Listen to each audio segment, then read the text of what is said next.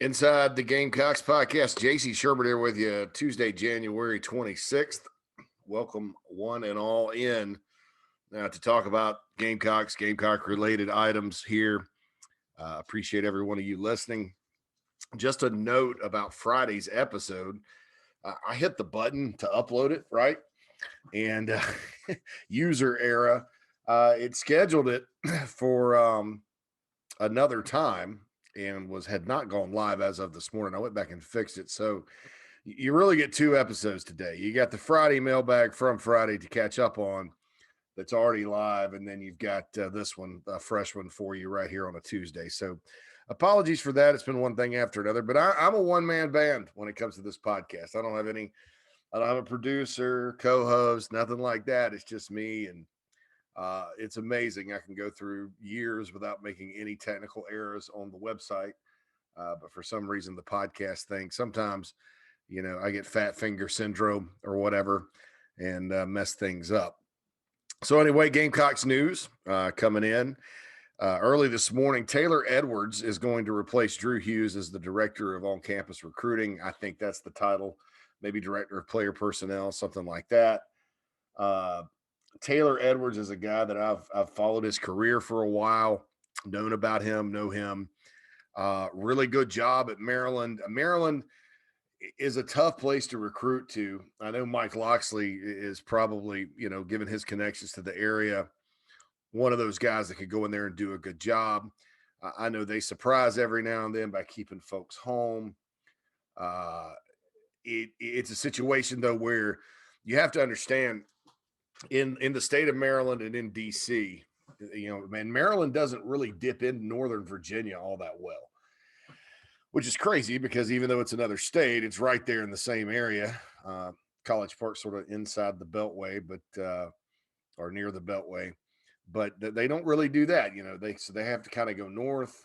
I mean, they're in the Big Ten, and you have your Penn States, Ohio States, Michigan's, Notre Dame's of the world, all active in that area. Plus, a lot of teams from the SEC go up there to DC, Maryland, and recruit. So the competition is thick, and they don't always win.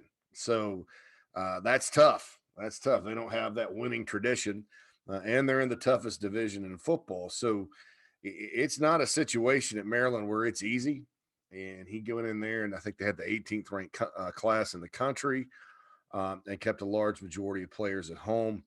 And he's the kind of the guy behind the scenes that does that. So that's a good track record. He was also at Arkansas, where they did not win under Chad Morris. But if you sort of look at their recruiting during the time, especially Justin Stepp being on that staff, they won some recruiting battles, and it always sort of made sense for him. So that's one of those things that you sort of look at and say, well, this guy, he's been at places that have similar challenges to South Carolina and has done well in the face of those challenges. And I think that's what you need, is somebody that sort of understands that. Drew Hughes was did an excellent job for his 1 year there. Before that, Matt Lindsay, I thought, did a good job. You can't just judge everything with some of these guys off the field and the job they do based on wins and losses, although that is the bottom line. I do think, though, that Taylor Edwards is a good hire, and he's a guy certainly that, from my understanding, really another player or another coach that wanted to be at South Carolina. And obviously that's very, very important, because if you're trying to establish a new culture, you need everybody kind of rowing in the same direction. Well, speaking of people not rowing in the same direction, how about Tracy Rocker? Okay, so Rocker, and again, I still think Tracy Rocker is a great defensive line coach. So this doesn't change my opinion on Tracy Rocker, the coach. I just think, man, this is kind of an interesting move. He leaves to go to Auburn. He's on that staff for a week and a half. And then he leaves and goes with the Philadelphia Eagles to coach their defensive line, according to reports. So that's pretty interesting, in my opinion, to bounce there. You'd heard about him in the NFL while he was at Carolina, and the Auburn thing just sort of popped up out of nowhere. But, you look at it now, and that's where he's going. So I think that's just interesting. We talked about Rocker leaving and going to Auburn, and then then he leaves Auburn right away and goes to the Eagles. I think this. I think Tracy Rocker makes his decisions based on what Tracy Rocker wants, which is what you should do. I mean, everybody does that. We all do that. I also believe this. You're going to see more college coaches want to go to the NFL anyway, because there's about to be a brave new world in recruiting coming up with the portal, the name, image, likeness thing. It's going to fundamentally change recruiting. And it already has. I mean, look at South Carolina's class this year and so many guys they've taken out of the portal already. And probably there's going to be more. So you have a situation where, it's going to be not going to be like it used to be. And it's been changing over the years. It changed when they went to the early signing.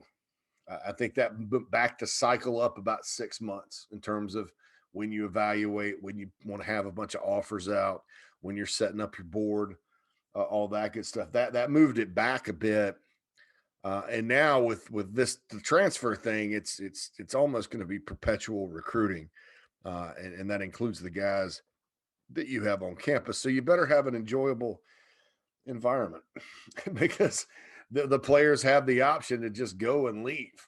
And we talk about free agency in college football. That's exactly what it's going to be. You're going to have two ways now to acquire your, your talent. One is through recruiting high schools, junior college players, and the other is recruiting transfer portal players, free agents, just like the NFL. That's how they changed their roster as well. So we'll see. I think if you're South Carolina specifically looking at it, you want to be fundamentally great with the portal and very resourceful with it. I think that when you look at the guys South Carolina's gotten in the portal this time, there are a lot of players. There's some that are kind of older players that Jordan Strong who they're veterans. They're going to come play at a higher level for another year, what have you. But then there's some guys that, because of this weird whacked out year with COVID, didn't didn't have to have a play this year, red shirt. And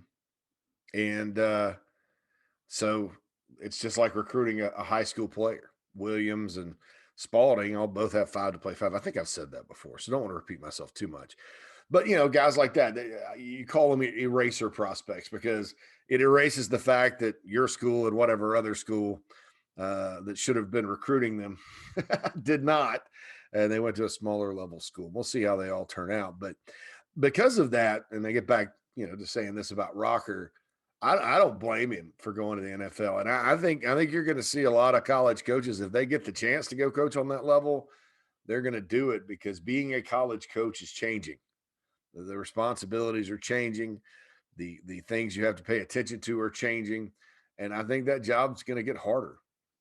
I think when you look at the money, NFL tends to pay a little bit more for a position coach, but if you're on a great staff somewhere, and you may be making more than your NFL counterparts, but it's football 24 hours a day, and you're not worried about the recruiting angle all the time. So that's the deal there. So I don't blame Tracy Rocker for going to the Eagles. I didn't blame him for going to Auburn. It's his alma mater. So we'll see what happens right there. Speaking of Auburn, I know most of you Gamecock fans probably aren't going to really like Auburn too much after all this. The Tigers basketball team comes into Columbia and blows away the Gamecocks this weekend, Saturday. Watched most of that game. Carolina was hapless on defense. Didn't really have an answer offensively for Auburn. It's an Auburn team that's not even going to the NCAA tournament this year. That's not as good as the teams in the back, in the back pass that they've had that have gone for Bruce Pearl to the big dance. I am, I don't know. I'm just, I don't know what to say about this basketball team. I know they've been hit with COVID and they haven't had a chance to practice as much and haven't had a chance to play as much and have missed some opportunities. But it's just another disappointing season in a string of disappointing seasons across all men's sports at South Carolina. And I understand that's what you're going through as fans. Uh, and I hate it for Frank Martin because there's probably no other coach I have more respect for. And what it's done to sort of a year that's set up pretty nicely for the Gamecocks. You get AJ Lawson back. Cousinard's a guy that made some noise last year. You add Seventh Woods. You've got your big guys are a year older, although only Levesque is playing right now. Keyshawn Bryant has taken another step, shows that at times. And then Mania is healthy. So this is a team that injury wise, the last couple of years hadn't been firing on all cylinders, but a lot of the key players are there, with the exception of the reserves below. So Levesque has to play a lot of minutes. But this team's not playing defense. They're not. They weren't good on defense against LSU after about the first 35 minutes. They weren't good on defense against Missouri at all, and they were flat out awful on defense against Auburn. And is it similar to football where we're going to see that? I've seen some teams play good defense in basketball this year, so I don't know. So we'll see what happens. I'm not all that super duper confident about this team anymore. I thought for sure they'd turn it around. They do play Georgia tomorrow night at 7 p.m. on ESPN2, and then at Vanderbilt, which is Vandy's struggling, but we know how the Gamecocks sometimes don't do all that well up there. And then you go to Florida. I mean, I don't know. It's just going to be tough for them to turn it around and get any kind of momentum, barring like a crazy, winning 8 out of 9 type of thing. And that's just very, very, very disappointing if you're the Gamecocks, in my opinion. It's just very, very tough. And you think back at the opportunities they could have had. Clemson's had a good year in basketball. Don't get me wrong, although I think they've kind of fallen off their last couple of games. But there's nothing that says at home Carolina wouldn't have beaten them if they'd have gotten in a rhythm, and Wofford and SC State. And then at Kentucky, obviously Kentucky's been struggling badly. So and playing those games and getting wins like that would have given them momentum. And then as soon as they started SEC play, you get momentum against A&M. You got 2 opportunities at Ole Miss and Tennessee that get taken from you. And then you don't play again for 10 days, and had LSU on the ropes, and then you go down. I mean, it's just, and it's gotten worse, the last 3 games once they've gotten into it. So we'll see what happens there. I'm not going to sit here and blow any sunshine about these guys. I think that they need a couple of wins in a row to kind of get back above water and then go from there. And even then it looks like a long shot. So that's severe. That's extremely disappointing, because I think 2 years ago when they had the bad start, lost to some teams they probably shouldn't have lost to in the preseason, and they turn it around, and they finish 11-7 in the league, and top. I guess they were top 4. Were they top 4 that year? And everybody's fired up. Then they lose to Auburn, and so they're technically below 500 because of the Division II game, and so they don't even make the NIT. And then you come back last year, and that team sort of was a victim of some bad losses like Stetson, and they came back and started playing well during the conference play yet again, and it ended at 10-8, and they lost a game to Vanderbilt they shouldn't have lost, and that was really, really, really difficult. So you sort of just look at it, and it's like, well, here we go again. Right there, kind of as a team that could be good but isn't. And then, of course, COVID. They would have gone to the NIT last year, but COVID took that postseason away from everybody. So we'll see what happens with hoops. I'm like I said, the movie keeps replaying over and over and over again. And look, I feel bad because I think they've got individually good players, and that's been proven.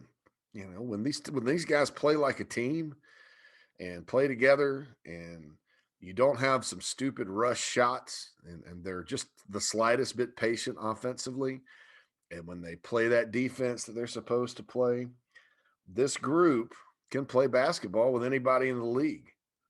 So folks that want to blame this on star ratings, I think, are very misguided. Frank can't recruit. Well, he's got the players. I mean, so is it coaching? Sometimes when you coach, it's not like that you're a bad coach. You're just not reaching your guys. I think when you do put a lot of emphasis on practice, like Frank Martin does, that when you miss that practice time, that's tough. See, it's not just missing the games that's been killing these guys. They haven't practiced a whole lot, and so hopefully, they get into the groove and go from there. But it's just very disappointing. Super Bowl is set for those of you that watched it.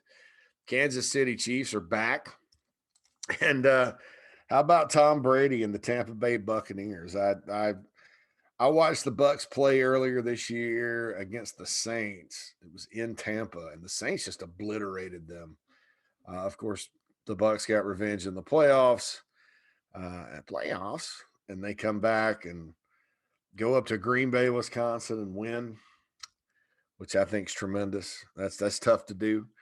And so the GOAT, Tom Brady, is back in the Super Bowl. How about that? With his new team, and then they play Patrick Mahomes and the Chiefs. The Gamecocks being represented in the Super Bowl. Chris Lamons and Rashad Fenton, of course, are back in the Super Bowl. And then Ryan Suckup, the grizzled veteran of Gamecock players, the kicker, he's making his first trip to the Super Bowl. So congratulations to Ryan Suckup on that. Should be a really good game. I think there's going to be a lot of people that are nostalgic that want Brady to win. And then there's some people that probably hate Brady that don't want him to win, that are pulling for the Chiefs to go back to back and Andy Reid. So it should be a good game. It's crazy because it's in Tampa, right? And so every year, most years, the Super Bowl is played at the home stadium of an NFL team, be it Dallas or Atlanta or Miami or, out. They're going to have it out in LA where the Chargers and Rams play at some point. New Orleans always hosts the Super Bowl, but there's always, there's never been a year ever where that team that's hosting ends up making the Super Bowl until now. And so what's kind of crazy about that is because of COVID, they're going to have about a crowd of 22,000 in the stands there instead of 70. And so it's like, man, the Bucks not only make the Super Bowl, but they make the Super Bowl, and they get to the year that it's in Tampa, so that's awesome. And then nobody gets to go, so that's terrible. If you're Tampa Bay, you're like, oh man, that stinks. But hopefully, like I've said many times, we're over all this stuff once we get through it. And I have faith based on what I've read. If governments, not just the state or the federal government or the executive branch or whatever, the governments in general across our country make smart decisions as far as distribution with the vaccine and all that. I'm talking local on up to the president. I think we'll be fine. And I have faith that that's going to happen. I have a lot of faith that's going to happen. So the COVID Super Bowl, ironically, will have a home team, which is imagine the part. And in Florida, I went to Florida. I went to Orlando a couple of weeks ago, and it's not as massively restricted COVID wise as some. I mean, you still don't want to have large crowds, and it's still frowned upon and all that. So there'll be some nice socially distanced parties, I think, around Tampa with the Bucks in the Super Bowl and playing on their home stadium. So congratulations there. Um, Defensive back recruiting. Gamecocks have gone into Alabama and offered a new player. And I like this kid on film, another 6'2" defensive back. Let me just say this about Alabama. It's a place where you look through the history. And Carolina, Jamarcus King was the last Alabama native, if I'm not mistaken, to come to Carolina as a DB. Captain Munnerlyn, of course, Darian Stewart. Two of those three guys are in the NFL. Jamarcus King came during the transition from Spurrier to Muschamp and had some up moments and down moments, but I think in the last play he made for Carolina was the interception at the end of the Outback Bowl, and certainly the Gamecocks don't upset Tennessee that first year if it weren't for Jamarcus King. And yeah, I know what Mike Williams did to him and all that, but he was from Mobile and a really good player. And Carolina just tends to hit on guys from Alabama. I remember Jalen Dredd, a linebacker from Mobile that was kind of he didn't really turn out. Boozy Whitlow was a kid that transferred that was from Alabama that didn't turn out, but you go back, Taylor Stallworth was from Alabama, and obviously he turned out pretty well. And you just go back through time, even Chris Smelly. I know Chris Smelly didn't complete his career at South Carolina, ended up transferring, but at quarterback, he led Carolina to some wins and threw for some yards. So it wasn't like he was a bust. So I just think that, and same with Heath Batchelor that started some games that didn't finish his career. So Alabama's been good at the Gamecocks over the years. So I don't mind this. I think Craig is from the Mobile area. That's a hotbed. Looking at him on film, they need defensive back numbers and help. I think if you get him and you get Jawan Gaston, both out of Alabama, that's a pretty good haul from that state in terms of getting some guys. And I think for the year, if you think about it, because they've already got Sam Reynolds and John Darius Morgan, it's a nice foursome out of the state of Alabama. I think moving forward, recruiting that state's smart when you spot recruit it like that, and you're just talking about 2 to 4 guys. But that's kind of the way I see Alabama, Tennessee, Virginia, DC, Maryland, those states for the Gamecocks. All combined, if you can get 4 to 5 out of all those states every cycle, I think you're dealing with some quality. Now what you're doing is you're focusing on different types. If you go into Virginia and you're South Carolina, you're going to be able to find some sleepers in 757, Richmond and Nova without question. But I think you're also able to compete with the highly rated guys from Virginia. South Carolina won a big recruiting battle for Ja'Kai Moore, beat Penn State, beat Clemson on him. I don't think that when you're talking about any state that doesn't have an in-state SEC program, I think that South Carolina, you can go in and win some battles. That's Virginia, North Carolina, Maryland, DC, when you're working north-south. So I think at Alabama, though, what you're looking for is guys like they've got now. Now, even though Gaston has an Auburn offer, you got on him first, and Auburn's going through a transition as well. So maybe you scoop him up. You scoop him up and he hopefully he's happy at Carolina and doesn't want to go home in a year, like I mentioned earlier, but you scoop him up and get him, sort of like Tennessee does every now and then. But that's, that type of guy. And then this Ladarian Craig guy that's kind of a on the radar, late on the radar guy that you like. Those types of players. Because it's in that state, it's a state that's not too much bigger than South Carolina population-wise, but they have a lot more football players. I don't know why that is. I think the answer is probably somewhere between geography and also high school coaching. Not high school coaches. I don't want to say high school coaches because South Carolina's got great high school coaches. I think maybe emphasis on football in that state. I think kind of some of the rules and what you're allowed to do there are more conducive to producing players. And I think too, it makes sense if you think about it. I mean, UAB is pretty good. Troy is always pretty good. South Alabama's done some things. So even down to the 1AA level, like Jacksonville State, Alabama State, they're all good programs. And I think when you look at our state here in South Carolina, Coastal Carolina's pretty good, and you've also got, or at least this past year they were. And then you've always got historically really good FCS programs in the state as well. There's just not as many. And that's why Auburn and Alabama are always really, pretty good, even before Alabama went on its streak. But Clemson and South Carolina have kind of gone up and down. But the whole point of all this is spot recruiting Alabama is smart, especially in a year where, you need to steal a couple of guys that are better than people think. And this kid, Craig, to me, fits that mold. The recruiting finish line this year is going to be interesting because I don't even know that there will be like a finish line. If that makes any sense. I think that Carolina's going to be looking for players for the foreseeable future, if that makes any sense. And we'll see kind of how all of it gets, I guess, filtered in, for lack of a better term, to the class. All right, mailbag time, and I appreciate you folks with the mailbag.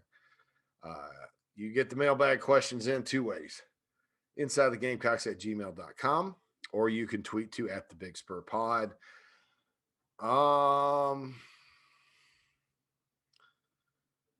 And look, it's been pretty good with the questions and the following of the Big Spur Pod Twitter account. We're almost up to 500 followers. Awesome. So the first one comes in, and it's more of a comment. It comes in from Phil. He's got Trey Hannibal will be an outstanding football player. He's built like one too, aggressive and instinctual. Yeah, I could see that. I think he'd be a pretty good corner, maybe a running back, receiver, that type of thing. So yeah, just don't if he makes the move sometime, don't count that out. So it's one of those things. So we'll see what happens there. But good idea, Phil. Good idea on that one. All right, you can get in inside the Gamecocks at gmail.com, and we're going to roll over there. All right, Eric in Spartanburg, actually, says, hey, JC, I appreciate all the time you take to interact with listeners and patrons of the site. Keep up the good work. I was wondering about recruiting. Is it the conferences or the NCAA who has put on COVID restrictions for recruiting? And do you think there's any indication some of the restrictions could be lightened in the near future? Of course, I believe that safety should be of the utmost importance, but at the same time, it does feel like if universities are going to continue recruiting athletes, it's almost a disservice to the university, but especially the athlete, to ask them to make decisions sight unseen. Like with anything else, I feel that with mask mandates, routine sanitation times carved out, and intentional social distancing, you can make it work practically like the rest of society's trying to do. Obviously, it would be at the discretion of the recruits and their families, but I feel like it could be done safely. I wonder if there'll be any adaptation made to the current rules. You might not be able to have big camps and parties, but official visits could take place at the very least. Sorry for the long-winded question, but if you read on the pod, feel free to paraphrase as necessary. No, that's a great question. And yeah, that's a big problem and very short-sighted. Number one, I understand, with the players, you're not just trying to protect the young folks that are coming and visiting, because you also have parents that come on visits that could have a litany of issues. You're also talking about coaches who may have, or staff members, that type of thing. Of course, if you're going to have football and you're going to have, meetings and you're going to have class and things like that, who are you? What are you really trying to do? The NCAA fundamentally doesn't like recruiting because they can't do anything about people that make money off covering it, because they never intended for anyone to cover it because they can't make money off of it because their stance is you should not talk about it or publicize it, and it's just become uncontrollable for them. So they do everything they can with the hopes that, it becomes less interesting for you guys, the fans, and that's just never going to happen. Now, is the motivation here that I don't know, because you also have folks that represent other schools and conferences that don't like the way that the SEC recruits or the Big Ten recruits or whoever, and they're jealous and they're trying to get a leg up, and they're like, okay, we're just going to shut it down. But you're absolutely correct in saying it's fundamentally unfair to the prospective student athletes and their families. I mean, unbelievably unfair. You can't have a socially distanced face-to-face conversation with your future coach. I mean, it's tough. And you can say what you want about getting things done and building relationships over Zoom, but as well as I do, your feel and your comfort level for a place, it's really defined by how you feel when you were at that place. Does that make sense? So I have big issues with it, and there's no indication it's changing. Right now, it's through April 15th. I would hope as the vaccine again spreads that they would lighten up a little bit. I think that maybe if you don't want coaches to go on the road and go into high schools, that's fine. But I think should you allow small groups of student athletes to come on campus and visit, 5, 6 at a time, I don't see the problem with that. But it's the NCAA, and like I said, they hate recruiting and everything about it, and so they're going to do everything they can. That was the first thing to go, if you remember that. Before they started canceling anything, they just like, oh no, dead period, automatic dead period. So I do think it's very, very unfair to players. And I think the problem, the unintended consequences of this are going to be in 2 years, you're going to see the portal very, very full because guys are going to get to they're going to get back out in the world, and they're going to go to a school that they committed to sight unseen they've never been to, and then it's nothing like they imagined, and it's hard enough as it is, and your comfort level is going to go away really quick. Like all these guys that signed with Tennessee. I mean, look, do we really think most of these guys are going to stick depending on who they hire? Now, if they hire the right guy, maybe they do stick. But I mean, they had 19 guys sign. Tennessee did 19. And most of these guys are sight unseen guys. And most of them aren't from Tennessee. So, I mean, you kind of, to me, it's just kind of, I don't know. It's just one of those things where it doesn't do anybody any good for things to roll this way in recruiting with the sight unseen thing, because I guarantee you that some of these players that committed to Tennessee over Zoom, if they'd have visited other schools would have had a little bit better chance, I guess, to turn them. But that's just kind of what happened. So you live with it and you move forward. But I agree completely, Eric, with the entire thing. This is very fundamentally unfair in terms of how they're treating these kids as far as their decisions. So I believe with all my heart that that this is going to come back and bite the entire system because I mean the NCAA panicked over COVID as it was, and then it's this, and I think in football specifically, you're going to see a very, very full transfer portal here in a couple of years. So Noah says, JC, with the current roster, who do you think would make the best safety duo for Carolina? It seems like Beamer's gotten a lot of corners, which you can never have too many of, but safety looks like a possible concern. I would say this, do not pay attention to, and I'll say this over and over again, do not pay attention to the defensive back being listed as a CB or a safety coming out of high school in our database on 24/7 Sports or on Rivals or ESPN. That's not the position necessarily that they're best suited to play.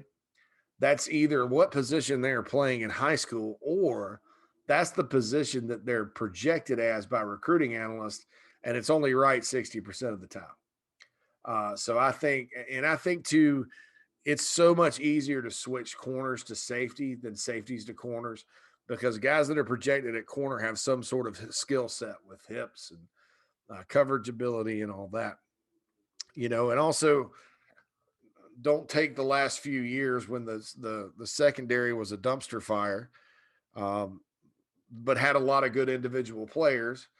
Uh, and I know Muschamp did the cross training and all that. Don't get upset at cross training and crap all over that, just because of what happened with that unit the last few years, which was this past year, that unit was shockingly bad considering the talent they had back there.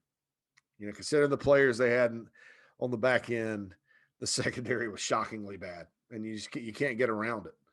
But don't hold that against the guys Beamer's recruiting, because look, and I'll tell you now, as far as who the best safety duo is, it's probably going to be Jalen Dickerson, and then one of the young guys, Joey Hunter, maybe O'Donnell Fortune, maybe even a Marcellus Dial, or an Isaiah Norris coming in from JUCO. That's kind of the feel I get with it. And don't forget, you got to find Spurs too. So, everybody may be listed as a corner right now, but that's probably going to change. But I do think that if you just look at it like CB, CB, CB, well, who's the safety? And it's kind of like, well, they're a little light. But Torian Gray certainly knows what he's doing and knows how to get the best five out there. And you're going to hear that, But like I said, don't take everything that the Muschamp staff did as like, okay, that was bad. Okay. And that's why this, I hear from people a lot, well, they cross-trained everybody at corner and safety, so that's why they were bad in the secondary. No, that's not why they were bad in the secondary. It was a team deal. Even the guys that we all thought played pretty well, like J.C. Horn, were guilty of things at times back there that caused the breakdowns. So just give Torian Gray a chance to put it together. I'm curious to see how it does, because I do think there's some guys on the roster, Noah, like a Joey Hunter, that I think Hunter probably projects better at safety. Probably O'Donnell Fortune too. So, and they were kind of at corner and moving back and forth or whatever. So I think they'll figure all that out in the spring. And you never know, some guys may move over to the other side of the ball from offense. Hudson says his email is entitled Hope. What's up, JC? Been a while since I've emailed. I've been watching things play out over the last month or so. Must say I am pumped for next fall. For the first time in a few years, I have real hope for the program and feel excitement inside the fan base. 2 questions on this, and both are a little vague, but which transfer do you see having the most impact next season? If you had to make a prediction right now for next season's record, what would it be? I'll do the prediction one. I'm not going to do predictions. I usually give a final prediction. I didn't give a prediction this year and I'll tell you why. Okay. So I've been off a little bit. So 2016, I said, well, this team can get to 6-6, and the team finished 6-6. 2017, you're looking at the schedule and you didn't know that everybody was going to collapse. I said, if this team goes 6-6 again, it gets to a bowl, great. Well, they went 9-4. So I was off. So then you think, well, 2018. And I said, I think, well, 9-4, they jumped from 3 wins to 6 wins to 9 wins. There's no reason why, with a revamped offense and all those players coming back, they can't go 11-2. Well, they didn't. And if you think about it, though, in 2018, you blew the Florida game. You lost to A&M by 3. And then, who's to say that you would have lost the bowl had it been a different bowl? I don't know. Would Debo have played? I don't know. And then, so that's 2, and that would have gotten you to 10. And then at Kentucky was a game where all of us, Jake Bentley just was not on target on a lot of them, and then he had a lot of drops. That game plan was very similar to what they did against Clemson when they rolled up all those yards, and there were players open down the field. They just didn't connect. So you got to think in that game, you connect on a few more long ones, and you're right there. So there weren't too many plays away from that, believe it or not, during that 7-6 year. I'm not justifying it, but you can kind of see my intentions there, or my idea there, and it wasn't terrible. So then 2019, I said 8-4, and they went 4-8, and then that's when I quit giving predictions. But that's also a Will Muschamp coach football team. So you just you never can predict those, right? So for 2021, I think South Carolina should beat Eastern Illinois, East Carolina on the road, Troy at home, and Vanderbilt at home. I think at Tennessee, unless they come back together, that's definitely a winnable game. I think Kentucky at home is a winnable game, and that gets you to 6. I also think when you look at Florida, they lose a lot of personnel, the really difference makers off last year's team. Carolina goes to Missouri. That's becoming a tougher game. I can't believe I'm sitting here in shock. South Carolina's lost 2 games in a row to Missouri, but a lot of times, the Gamecocks will go and turn that. They'll turn that series pretty quick. But that was on the road. You got Georgia in Athens is going to be tough. Clemson at home was going to be difficult. I don't know that Clemson's going to be quite as good as they have been, but they're still going to be really good. I mean, Clemson's got everybody, like I think 11 starters back on defense. So it's going to be very difficult to beat the Tigers. But, you're sitting there looking at it. You got 5 that you should win, I'm saying a lot. And then at Tennessee, and then, Florida, Missouri. So can this team get to 6 or 7? Yeah. Is it going to be difficult? Yes. I mean, Carolina this year needs need to find a lot of answers at a lot of positions, and they need to stay healthy. I mean, that's the whole thing. New system on offense. How's the quarterback play going to be? That could mean a lot depending on who the quarterback is. Luke Doty definitely has to make a step forward as a passer, which he's more than capable of doing. Will they get the Jason Brown kid in? How's he going to factor into it? That type of thing. Any other newcomers? And so you look at it like that. Who's going to step up at receivers? Obviously, very important. I think Carolina's got some answers at tight end / H-back, because there will be H-backs in this offense, and it will be a little different. Justin Stepp obviously has his work cut out for him to coach these guys up. But I also think that, power of positive momentum and persuasion can help some of the younger guys. Rico Powers, Jakari Caldwell come to mind. Amari and Brown coming in from Georgia Tech is going to be a big factor. Who else are they going to get from the portal receiver-wise?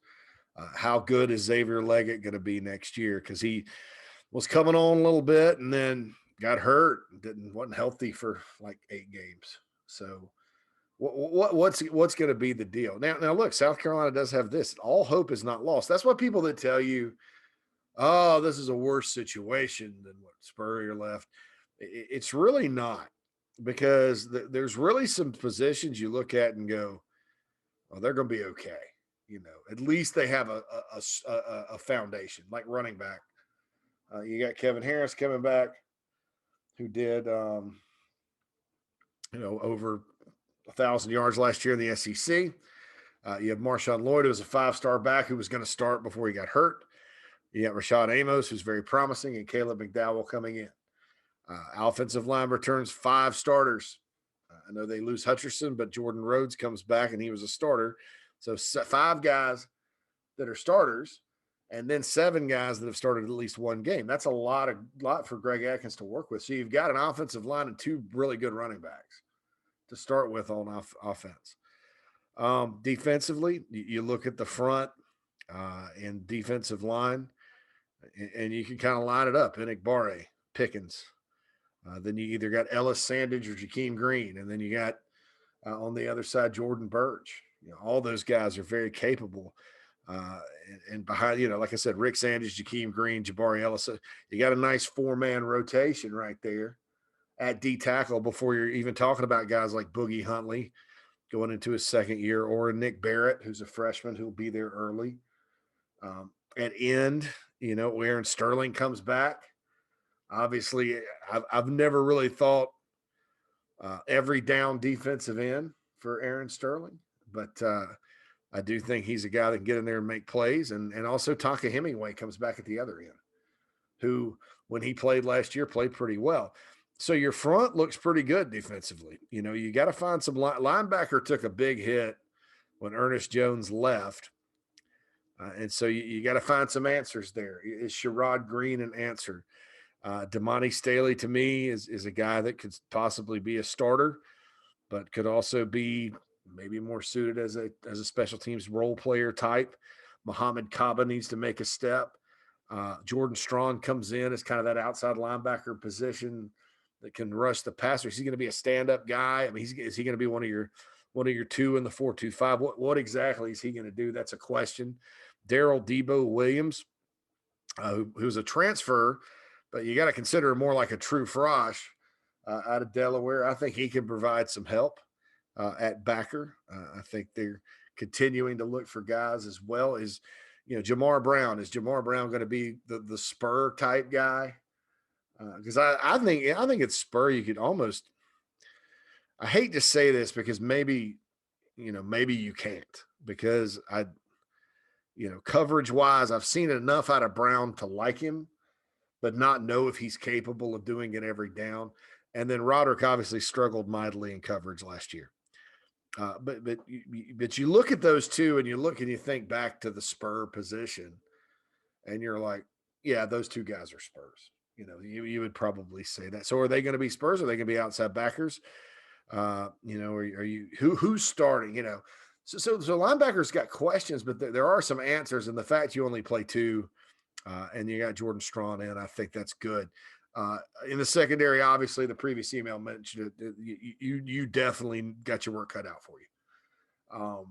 Cameron Smith's really the only guy coming back, along with Jalen Dickerson, and then it's just a bunch of new guys, question marks, however you want to put it. I mean, that the portal killed that part of the defense for Carolina, secondary wise. So I don't know. Hopefully, even without the individual talent back there, maybe they play more like a team and more like a unit. It wouldn't surprise me at all if you see less guys on the back end end up in the NFL, but it's a much better defensive backfield.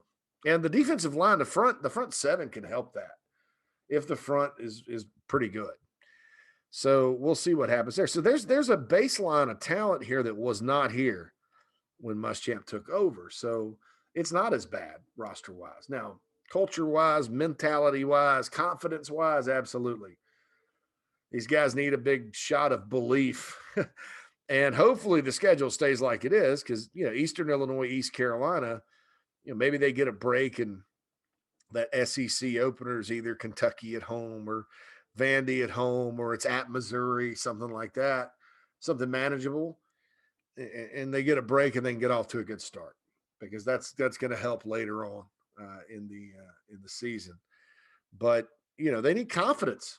They need confidence, and I said that heading into this season, and it was amazing that they get the big confidence building win, and just kind of what happened during the Muschamp era, and then that LSU game was that next week, and then 2 weeks later we're talking about a coaching change, because it just got that bad that quick. And it's unfortunate, because I think, I don't know. I don't know what to think in terms of, hey, they needed confidence. They got a confidence building win at Vandy, a big confidence boosting win against Auburn. They play an LSU team that's very, very down, and then they get just waxed. And that's tough. Now, heading into this past season, I felt like the schedule was very manageable, because you had Coastal and you had East Carolina to open the season, and then you had Missouri at home, and then you went at Kentucky.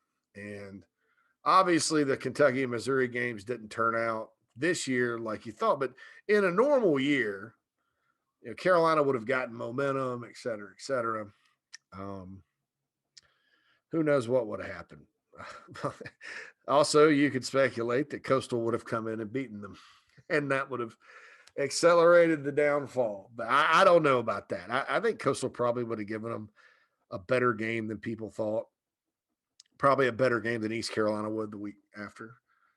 But I don't know that it's. I don't know.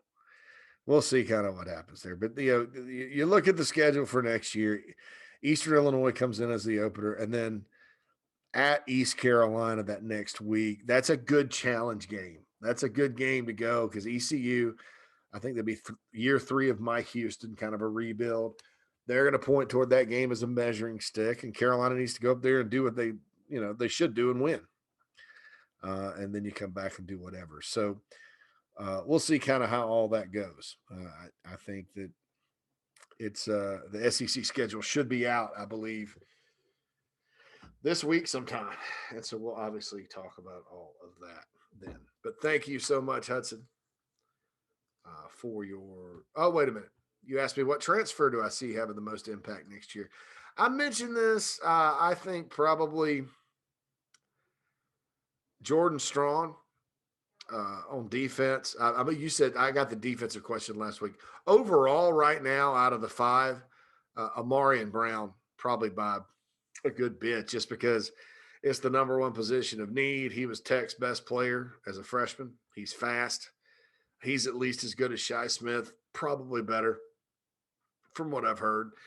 And so that could be the number 1 receiver. The others, who knows what's going to happen. But I said Strong on defense, maybe Green, but Brown definitely on offense. So overall transfers, going with Amarian Brown as the biggest impact. Billy says, JC, thanks for your informative opinion and analysis.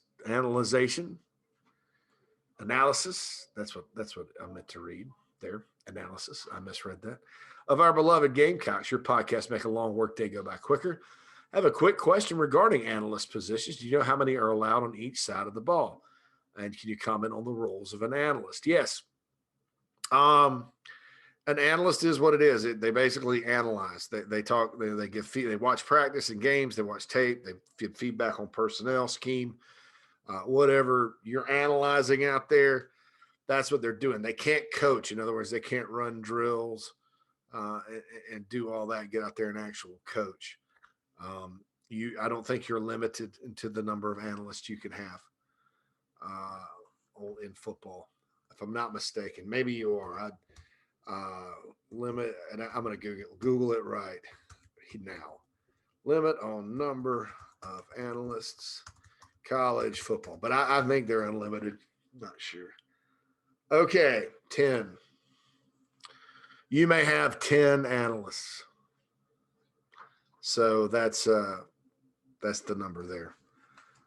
According to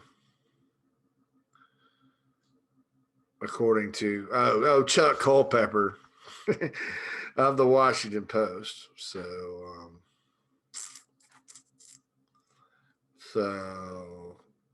yeah, he read all this. He's got a very biased slant towards everything and says it's when colleges want more coaches than they're allowed to have. But I don't know. I think that's what it is. So 10. So yeah, you can. I knew it was quite a bit. South Carolina's never really had, that many analysts on their staff, but they're guys that can help. They can help your program. And Ellis Johnson was an analyst. I've told the story many times where his job was to self-scout the offense because Ellis is a defensive coach, high-level defensive coach. So if he's sitting there breaking down the offense, trying to stop it, and he's telling you it's very predictable, unbelievably predictable, and you don't do anything with that information, then you should have been fired. And that's exactly what happened to Kurt Roper after it happened in the early stages of the Muschamp era. South Carolina has hired some more. I mean, so Shaq Wilson is an analyst that they brought on. I think there's another couple of guys that they brought in. I mentioned Taylor Edwards. That's not an analyst. That's a on-field recruiting guy. So, you can look at that. I don't know. All right, so I'll get this guy, Joe Bowen from Florida State, is another guy that the Gamecocks have come in. So he's coming to South Carolina from FSU. So we'll see kind of what happens. And then there's different strength coaches are different too. So like what Byron Gerardo is doing is fundamentally different than what our guy Shaq Wilson's doing. Just to make that clear. So we'll see kind of how everything goes. But this Joe Bowen guy, a lot of his players really like him and things like that. And Florida State, as you know, they needed some guys that, you know, the players like down there this year, if that makes sense. So we'll see what happens. But anyway, so Joe Bowen is the latest analyst to join the staff under Shane Beamer at South Carolina. That's all the time we have for today on the Inside the Gamecocks podcast. Don't forget, this is a double shot day because I'm dumb and didn't hit the button. So you get the Friday mailbag episode. You can catch up on it. Then you get this one right here on a Tuesday. We'll be back later in the week with more of the Inside the Gamecocks podcast. Remember, if you want the mailbag, at the Big Spur Pod or InsideTheGamecocks@gmail.com. We will talk to you guys soon. Have a great, great day.